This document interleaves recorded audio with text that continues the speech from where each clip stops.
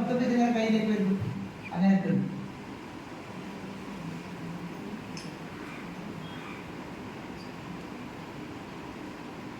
ഇതിപ്പോ അതായത് നമ്മുടെ ജീവിതവുമായി ബന്ധപ്പെട്ട് നമ്മുടെ അധ്വാനത്തെ ലഘൂകരിക്കാനുള്ള ഒരു പുതിയ കണ്ടെത്തൽ.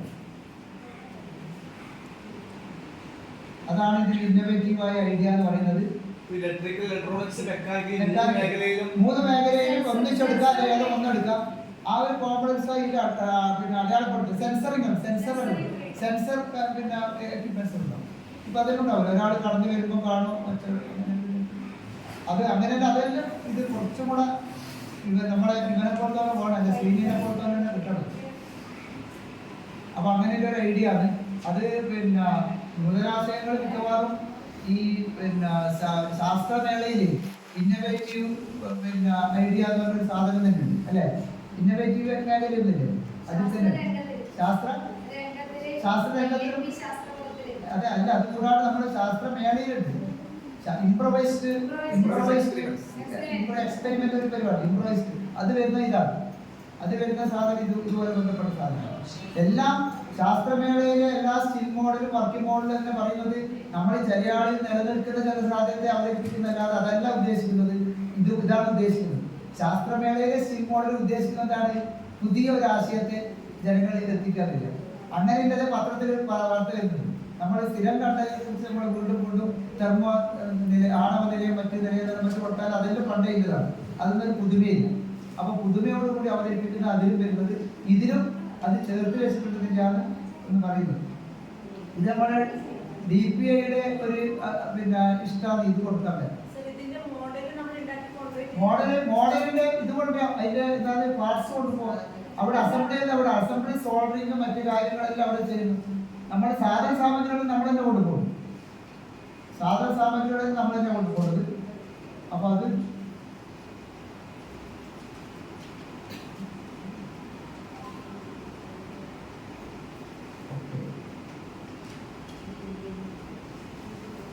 അതെന്തെങ്കിലും പുതിയ വിഷയം കിട്ടുകയാണെങ്കിൽ ഞാൻ പറഞ്ഞ് എടുക്കാം കേട്ടോ. ഒന്ന് രണ്ടാളുടെ അന്വേഷിച്ചിട്ടുണ്ട് അങ്ങനെയൊക്കെ ചെയ്യാതില്ല. ഇപ്പൊ നമ്മളെ തേങ്ങ പറിക്കുന്ന വിഷയം കണ്ടെത്തിയത് എന്താണ്? തേങ്ങ പറിക്കുന്ന വിഷയം കണ്ടെത്തിയില്ലേ? ഇല്ലേ? അത് വർഷങ്ങൾക്കും അത് ഇന്നോവേറ്റീവ്. അതാണ് പുതിയ ആയാസകരമായ ഒരു പരിപാടി ലഘൂകരിക്കും. അതാണ് ഉദ്ദേശിക്കുന്നത്. അങ്ങനെയുള്ള ഒരു പരിപാടിയാണ് ഇന്നോവേറ്റീവ് വരുന്നത്. നെക്സ്റ്റ് ഫൈബറിന്റെ സാധനം വരുന്നത്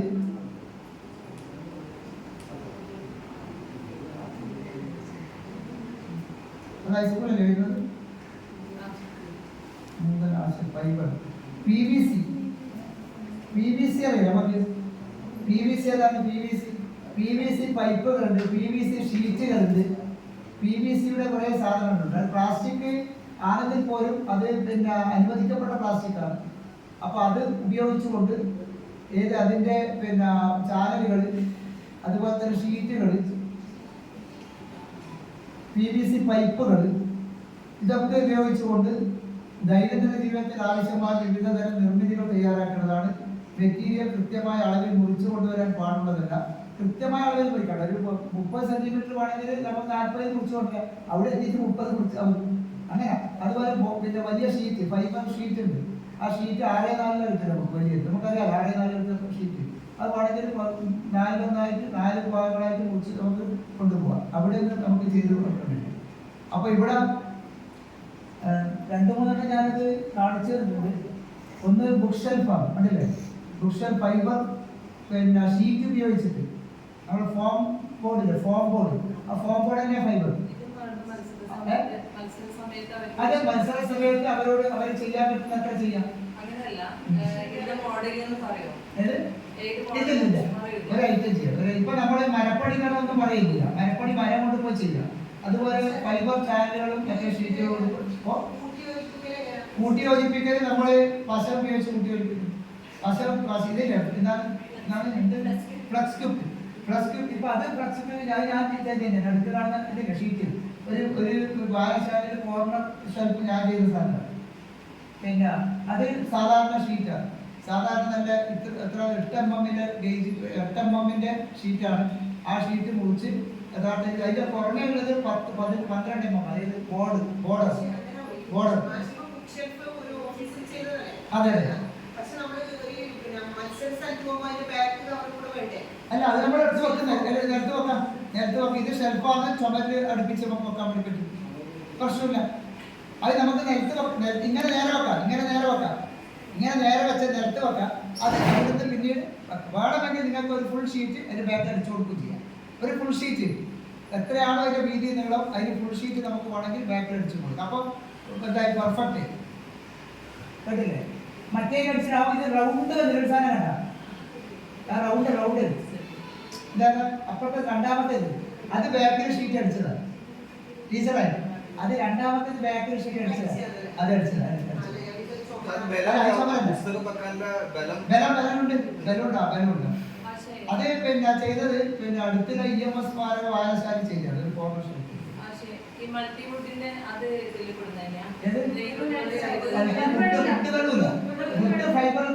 ഇത് PVC only PVC plastic compound. ഇപ്പൊ നമ്മളിപ്പോ ചെയ്ത സാധനം ടീച്ചറെ ഏത് ചവിട്ടി അല്ലെ നമ്മളെ ചെരുപ്പ് വെക്കുന്ന ചെരുപ്പ് ഷൂറായിട്ട് PVC പൈപ്പ് ടീ ബെൻഡ് മറ്റേത് മറിച്ചത് ഉപയോഗിച്ച് അത് അതിൽ കൊടുക്കും.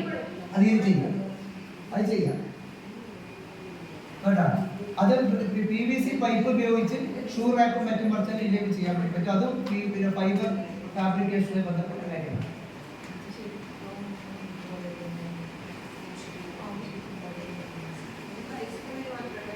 ഇത് ഹൈസ്കൂൾ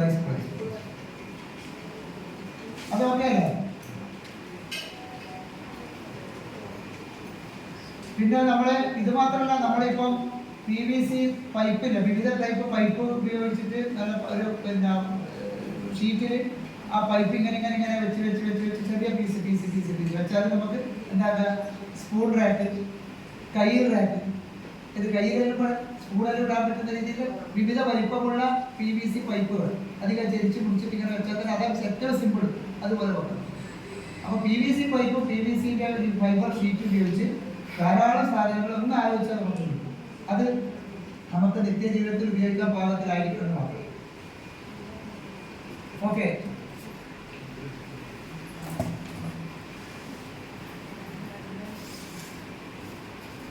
അടുത്തതാണ് നമ്മളെ കവുങ്ങിൻ പാള ഉപയോഗിച്ച് ചെയ്യുന്നതാണ്. അതിൽ പാള പച്ചയായും ഉണങ്ങിയതുണ്ട്, രണ്ടും നമുക്ക് എടുക്കാം. നമുക്ക് അതിനൊക്കെ എന്തൊക്കെ ഉണ്ടെങ്കിൽ റബീറ്റൽ വെച്ച് അതിലടിക്കാൻ പറയുന്നുണ്ട്.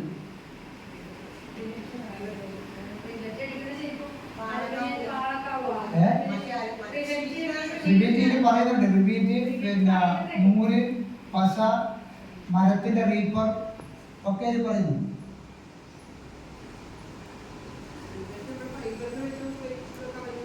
ഇതിപ്പോ നമ്മള് പിന്നെ എന്താണ് എന്തിനാണ്ട് പാത്രം പോലുള്ള സാധനം അല്ലെ, തൂക്കിയെടുക്കാൻ പറ്റുന്ന പാത്രം പോലുള്ള സാധനം. അതന്നെ അങ്ങനെയല്ലേ ആവുമല്ലോ. കവുങ്ങിൻ പാള കൊണ്ട് വേറെതാവുന്നത്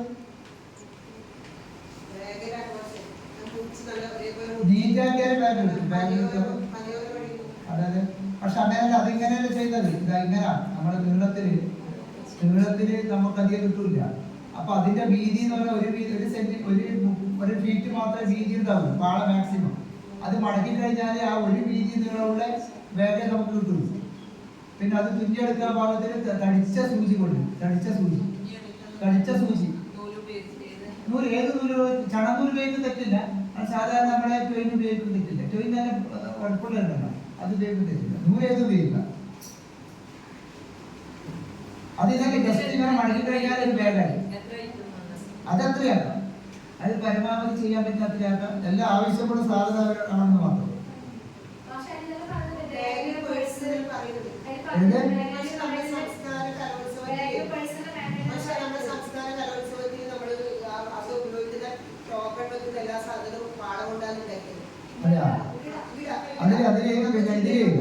ഇതിലിപ്പോ നമ്മളിപ്പോ നിലവിലെ മാനുവലത് ഇപ്പൊ ന്യൂ മാനുവലിന്റെ ഇത് വന്നിട്ടില്ല, കുറച്ച് അതിൽ വന്നിട്ടുണ്ട്.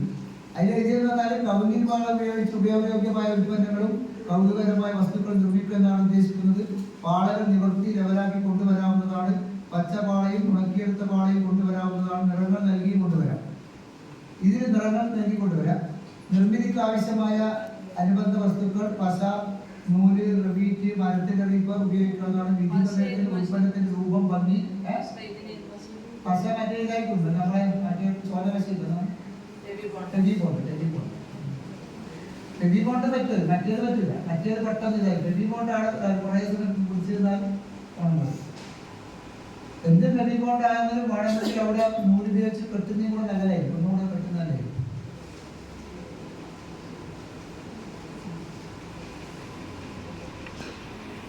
അതിൽ പ്രിസ്ക്രൈബ്ഡ് ടീച്ചറെ, ഇതിൽ പ്രിസ്ക്രൈബ്ഡ് ഐറ്റം പറയുന്നില്ല, ഇതിൽ പറയുന്നില്ല. അതാ അതല്ല. പിന്നെ അതിൽ അതല്ല, നമ്മളെ നിത്യജീവിതത്തിൽ ആവശ്യമുള്ള ഉൽപ്പന്നങ്ങൾ പറയുന്നത്. കൗതുകമുള്ളത് നമുക്ക് ചെയ്യാൻ തെറ്റൊന്നുമില്ല. കൗതുകമുള്ള വസ്തുക്കൾ എന്ന് പറഞ്ഞാൽ തെറ്റൊന്നുമില്ല. കൗതുകകരമായ വസ്തുക്കൾ എന്ന് പറയുന്നുണ്ട്. അപ്പൊ പാടുപയോഗിച്ച് അങ്ങനെ ചെയ്യാതെ കേട്ടില്ലേ? അതല്ല, ഇതിന് ഉപയോഗയോഗ്യമായ ഉൽപ്പന്നങ്ങളും കൗതുകകരമായ വസ്തുക്കളും രണ്ടുകൂടെ. കൗതുകകരമായ വസ്തുക്കൾ ചെയ്യുന്നത് തെറ്റില്ല. ടീച്ചർ പറഞ്ഞ പോലുള്ള കുറെ കൗതുകം, മറ്റേ പൂക്കളും മറ്റേ എന്തെങ്കിലും രൂപങ്ങൾ നമുക്ക് ചെയ്തു കൊടുക്കുന്നത് തെറ്റില്ല. അപ്പൊ അത് നിറം നൽകി വരാമെന്ന് പറയുമ്പോൾ കുറച്ചും കൂടെ രസമായില്ലേ? നിറം നൽകേണ്ടത് ഈ അക്രിലിക് പെയിന്റ് നൽകിയാണ്. ഫാബ്രിക് പെയിന്റ് അക്രിലിക് മാത്രമേ ഇതിലേക്ക് നേരിട്ട് പോകും. അല്ലെങ്കിൽ എമർഷൻ പണി, എമർഷൻ അല്ലേ? എമർഷൻ അക്രിലിക്കിന്റെ ഒരു ഘട്ടമാണ്.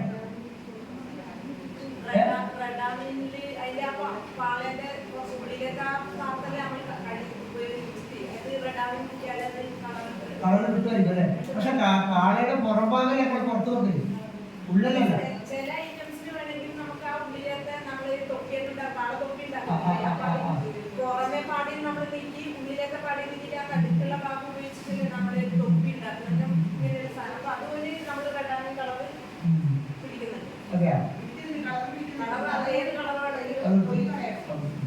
തൊലി കളഞ്ഞിട്ട്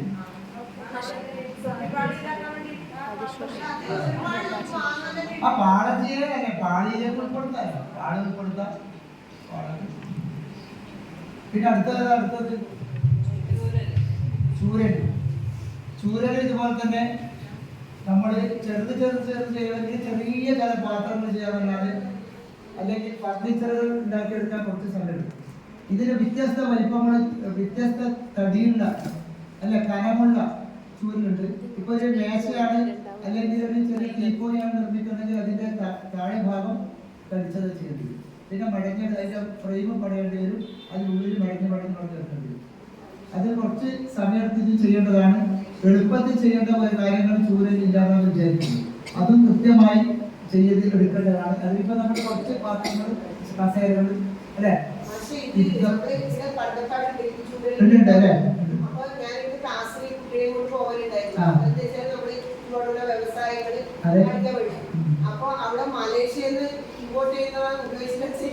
അതെടുക്കാൻ പ്രശ്നമില്ല. ചൂരലാവണമെന്നില്ല. അല്ല, അത് ചെയ്ത് കഴിഞ്ഞിട്ട് നല്ല ഭംഗിയുണ്ട് തോന്നിക്കഴിഞ്ഞാൽ നമുക്ക് പൈസ കൊടുക്കാൻ കഴിയില്ല. അല്ലാണ്ട് വെറുതെ ആദ്യം തന്നെ ഉപയോഗിക്കുമ്പോൾ അത് എടുക്കണ്ട. നമ്മുടെ നാട്ടിലെ ചൂരല് കുറവായിരിക്കും അല്ലേ? ചൂരല് വെച്ചിരിക്കുന്നത് വാർണിഷ് അവസാനം പറയുന്നുണ്ട്. അവസാനം വാർണിഷ് അടിക്കാന്ന് പറയുന്നത്. പ്രൊഡക്റ്റ് കംപ്ലീറ്റ് ആയിട്ടാകുമ്പോൾ നമ്മൾ വാർണിഷ് നോക്കുന്നുണ്ട് എന്തായാലും. അപ്പൊ അതിനെ കുറച്ച് കൗതുക വസ്തുക്കൾ തയ്യാറാക്കാൻ വേണ്ടി പറ്റും. അത് അല്ലെങ്കിൽ ഇതും ചെയ്യുന്നത് തെറ്റില്ല. പക്ഷെ അതിന്റെ ഇതിന്റെ സമയം നോക്കണം. 3 മണിക്കൂർ കൊണ്ട് എത്ര വല്ലതും മടങ്ങെടുക്കാൻ വേണ്ടി പറ്റുന്ന ആളുണ്ടാവും. പക്ഷെ 3 മണിക്കൂർ കൊണ്ട് പൂർത്തിയാക്കാൻ പറ്റുന്ന ഉൽപ്പന്നമാണ് ഏത് നമ്മുടെ മത്സരത്തിലും ആവശ്യം. അതാണ് നമ്മൾ ഏറ്റവും പ്രധാനമായിട്ട് ഒന്ന് ശ്രദ്ധിക്കണം.